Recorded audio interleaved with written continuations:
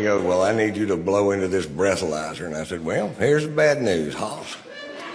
I'm not going to do it.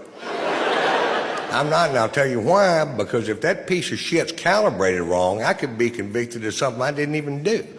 He goes, that I need you to do a field sobriety test. I'm like, just tell me what you want me to do. He goes, I want you to stand on one foot, raise the other foot. No bullshit, fuck that. I'm not doing that either. I'm not, and I'll tell you why. That's not a sobriety test. That's an agility test, and I'm not very goddamn agile, all right? I'm not, and it's not fair to me because I'm older. I'm not in that great a shape. I may or may not be a little drunk. Fuck, I don't know. You know what a fair drunk driving test is? Drunk driving, get in the car. Let's do a couple of blocks. Let me show you some skills.